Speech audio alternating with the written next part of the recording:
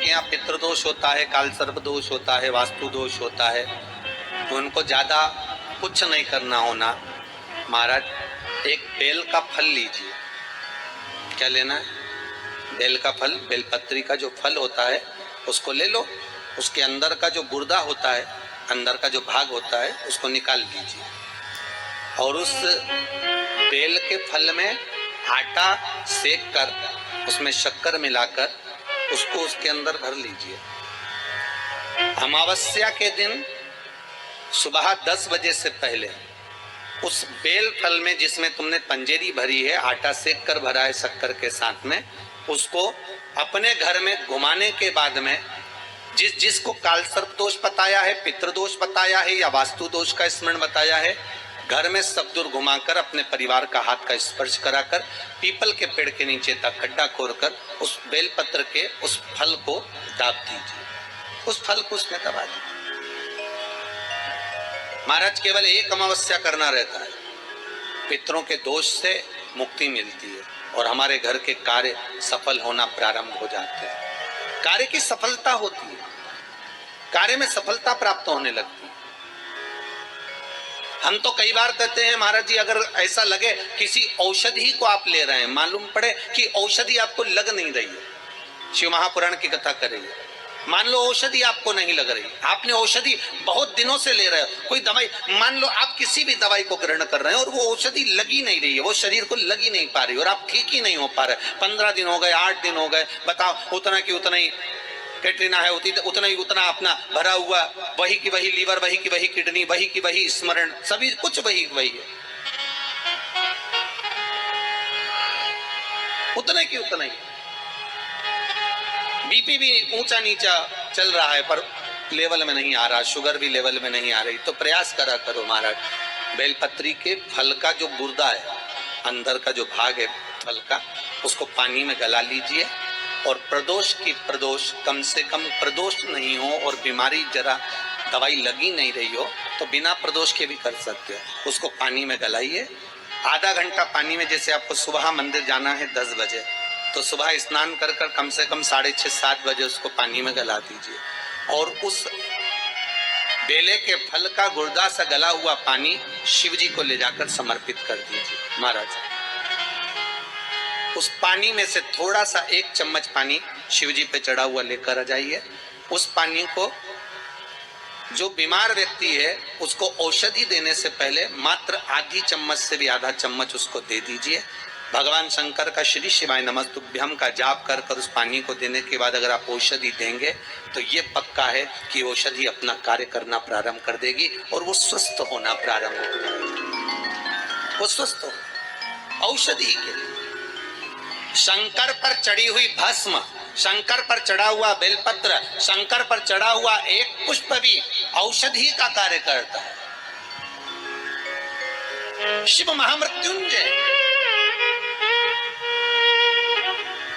अरे मार्कंडू जी के पुत्र मार्कंडे जो शंकर की आराधना में डूबे हुए थे, जिनकी उम्र कम थी, जिनकी आयु मात्र 12 वर्ष की थी और प्राण छूटना थे, और वो मार्कंडू जी के पुत्र मार्कंडे जी भगवत स्मरण में ऐसे डूब गए कि उनके मुख से महामृत्युंजय मंत्र का उद्घोष हो गया। बेले के फल का गुर्दा, बेल का जो फल होता है, बेलपत्री का फल, उसका जैसे गुर्दा, उसके अंदर का जो भाग होता है बेल का, वो गुर्दा, उसको अग्नि में जलाकर उसकी भस्म तैयार कर कर छान कर जब जब आपके यहां विद्वान ब्राह्मण शिव जी का अभिषेक कराते हैं, पूजन कराते हैं, तो उसमें लिखते हैं पूजन के साहित्य में बेलपत्री, धतूरा, दुर्वा, ये उसमें नीचे लिखेंगे भस्म। लिखते कि नहीं लिखते? लिखते हैं ना, भस्म अभिषेक में चाहिए रहती। तब उस भस्म का थोड़ा सा भी भाग आप अगर शिव को समर्पित कर रहे हो तो ये जान लें कि शंकर मनवांछित फल प्रदान कर रहे हैं। शिव फल प्रदान कर रहा है। मेरा बाबा भोलेनाथ, मेरा बाबा विश्वनाथ, मेरा त्रिकालदर्शी कैलाशी अविनाशी कह रहा है कि हे पार्वती,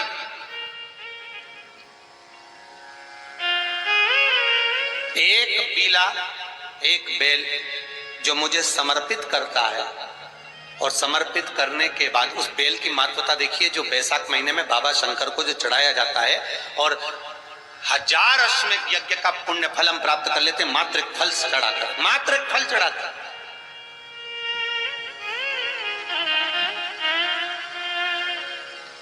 जैसे इससे पहले जो एकादशी गई,